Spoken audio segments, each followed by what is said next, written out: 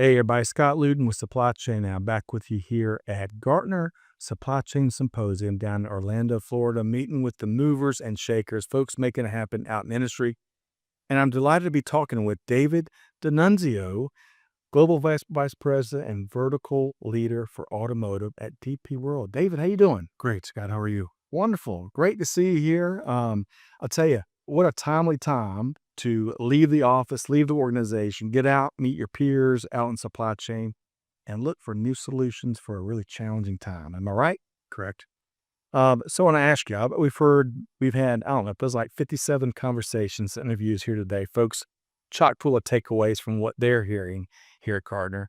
But what are you taking away here from Gartner Supply Chain Symposium?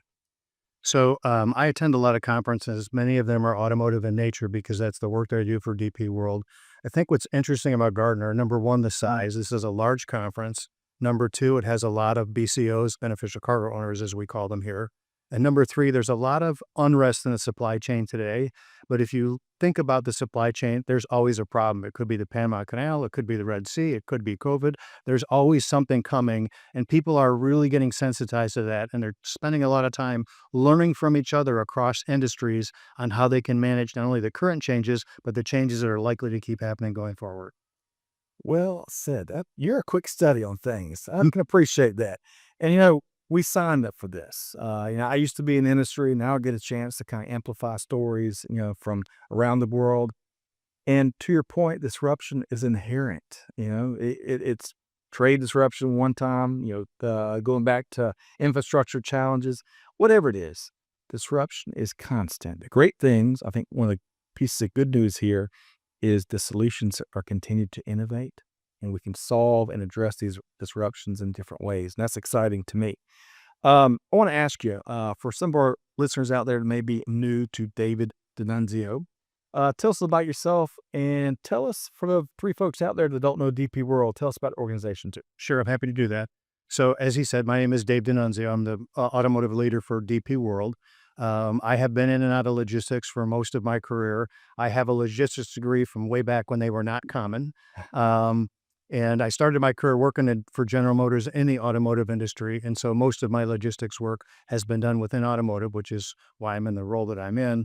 DP World, for those of you who don't know, is a legacy ports and terminals company. We operate around 90 ports and terminals around the world. 4 years ago, we decided to become an end-to-end logistics service provider, and we are building out that capability around the world. One of the things that makes DP World unique is that we are, unlike many logistics service providers who call themselves asset light, we call ourselves asset appropriate, meaning we buy assets when it makes sense to buy them rather than just being asset light. And the conversation that we were having just a minute ago about the disruption that's going on, Yeah. you can see that in many cases in the auto industry, people have pulled back and stopped because they're not sure what the future looks like with tariffs. Once that situation settles down, there's going to be a big bulge of activity. When that happens and everybody's scrambling for transportation and other resources, the people who are at the end of the line are the people who don't have resources. The people at the front of the line are the people who have assets, people like us. And so that's a very important differentiator for DP World. We do asset investments on our own behalf, and we also do them on behalf of our customers, and it makes a big difference. Outstanding. I love the dynamic aspect to how y'all do things at DP World. I got to ask you, before we talk about some of the investments in infrastructure you are making, you have a incredible journey in one of the toughest sectors in global business, the automotive industry. If you would, and I've spent a little bit of my time, and I tell you, it is a pressure cooker. Would you just speak to some of the folks out there that may had never put a toe and dipped their toe in the automotive industry? Would you just speak to just a couple of differentiators of that industry? Yes. So I think the biggest differentiators in the automotive business, one is the scale of automotive. Because automotive is global in nature, and because of the size, the investment, and the time horizon for planning new models is very difficult. When a proper auto factory will build a car every 60 seconds. And so the parts have to be there, and they've got to be the right parts in the right sequence at the right time, or it shuts down an automotive assembly plant full of people. It's a very expensive endeavor. That makes the automotive industry very pressure cooked. In the last 30 years, one of the things that has changed in the auto business is rather than used to be in the old days, you had all your suppliers around your plants. We haven't done that in the last 30 years. We've been buying parts from what we call the low-cost country. Because logistics services has improved so much, you can have reliable logistics buying parts from India, China, Pakistan, you name it, shipping them over to the U.S. and still getting them in time to build cars properly, as I just described. Yeah. Now, all of a sudden, you have all these supply chain disruptions, and perhaps getting parts from that far overseas is not as good of an idea as it was before, and so it's reshaping the entire supply chain. That is an outstanding and succinct history lesson, Dave. And I bet a lot of folks out there are going to benefit from that. And one thing is, as you shared that, is the clustering that the automotive industry and the aviation industry has for decades been known for. To your point, the global supply chain hasn't made that as much of a necessity. And it's interesting now we're talking about reclustering. So it's yet the latest example of what's old is new again. Outstanding, Dave. All right, I want to shift gears. I want to talk about some of the investments that DP World is making in infrastructure, keeping up with the ever fastly evolving nature of global trade. Tell me more. Yep. We're always investing in ports, making them bigger and or adding more services to those ports. We have free trade zones and things like that in our port areas. We have, within the last 24 months, we have evolved into freight forwarding. We've opened 240 freight forwarding offices around the world. Wow. In certain parts of the world, DP World owns road assets. We own short sea capability around Europe and the Mediterranean. We also have short sea assets around Asia Pacific. In some parts of the world, we own railroads. As I said earlier when I explained, we're asset appropriate, so it makes sense for us to own those assets. We do. So, what else has changed? So if you look at the short-term horizon, it's okay. How's your crystal ball doing, by the way? As good as anybody else's. That might be the best answer we've gotten all week. When you think about how the rest of the year is going to play out, and then in the next year, right?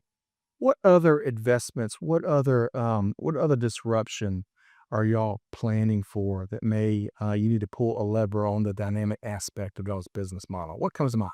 So we're not planning for any particular disruption. We're planning for disruption in general because we think that's going to be the norm going forward. If you go back to the auto industry, which is where my work is, one of the biggest disruptors outside the supply chain is the emergence of the Chinese auto industry. Yeah. Right. And again, as you said earlier, we're old is new again. Yes. In the Chinese auto industry, almost all those companies are 100% vertically integrated, which is how the U.S. OEM started out, and they aren't anymore, right? Nobody makes their own stuff; they buy everything. So, does that preclude or portray that or pretend that that's what's going to happen in the U.S.? That they're going to go back to doing their own manufacturing so they can get their cost levels down? Because as you may know, if you go to buy a car, a China manufactured car, Yeah. the price difference between a Chinese car and a U.S. car is radically different. They're very good cars, they're very high quality, and they're substantially cheaper. I happened to be at the Shanghai Auto Show a couple of weeks ago. I sat, and you may have heard of this, BYD, which makes a lot of cars and they make You know batteries. what it stands for? Build your dreams. Oh yeah, man, dude. Dave, I can't trip you up. You're right. So their entry-level vehicle is something called the Seagull. I sat in one. The quality of the Seagull is, and the features that it has in it are equivalent to a U.S. manufactured product of about $40,000. It's a $10,000 car in China. Wow. It's not to dive too deep here, but it's really interesting to see the Chinese electric vehicle, how it's catching up to the rest of the world, and just the growth and from Mexico to other places around the world, other markets around the world. It'll be interesting to see the next few years ahead. All right, you are like a automotive, manufacturing, and supply chain historian, Dave. You got a couple more hours I could spend with you? Better yet, can you go with me as I buy my next car? Are you up for that? I can help you if you need I'll- to. I bet you could. All right, so Dave, let's talk about trends in inter-Americas trade, right? North, Central, South America. What trends come to your mind, whether we're talking automotive or more general? So I think what you're going to see when you look forward to the Americas, obviously the tariff situation has to settle down. I suspect that when it does, we'll be in a similar place with Canada and Mexico as we were before. We're too interlinked not to do that. Yeah.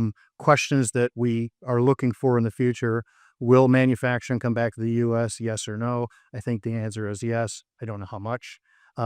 Will more manufacturing move into South and Central America from other parts of the world? It probably will. You have, as I mentioned, the Chinese OEMs from before. They are aggressively expanding out of China. Yeah. They're moving into Latin America and South America. We can expect that. They'll go to China. We can expect that. How much longer will they stay out of the U.S. with the tariff situation?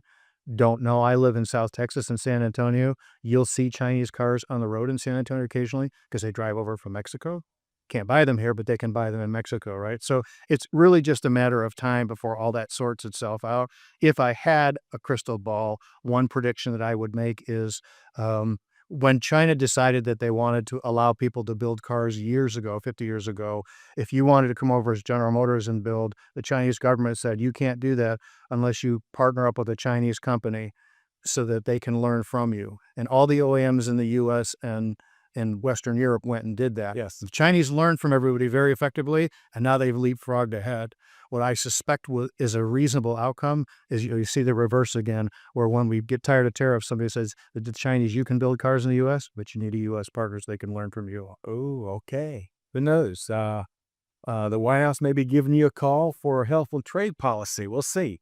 All right. I skipped over a little fun fact that you shared before we went here today, and that's your love for kayaking. And I tell you, after everything you've shared, and given the pressures and uncertainty, and the nature of what we do as industry leaders, I can see you loving to get out and leave all the electronics behind and kayak the rivers and lakes up there in Michigan. Is that where you spend some of your downtime? Yeah, I spend my summer in northern Michigan. I'm fortunate to have a house on Grand Traverse Bay. So I kayak in the bay. It's a simple walk out the back door for me. But all of us these days, you're always tethered to some electronic device or two or three at the same time. Right. So the nice thing about kayaking is sunshine, fresh air, smell of water, watching wildlife, and no electronic device. Oh, I love it. I love it. You paint a great picture there, David. Really appreciate your time here today. David D'Annunzio, Global Vice President and Vertical Leader for Automotive with DP World. Thanks for being here, Dave. Thanks for having me.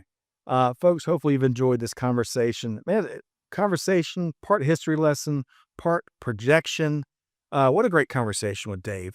But stay with us as we continue our coverage of Gartner Supply Chain Symposium down here in Orlando, Florida. And you can check it all out over at supplychainnow.com.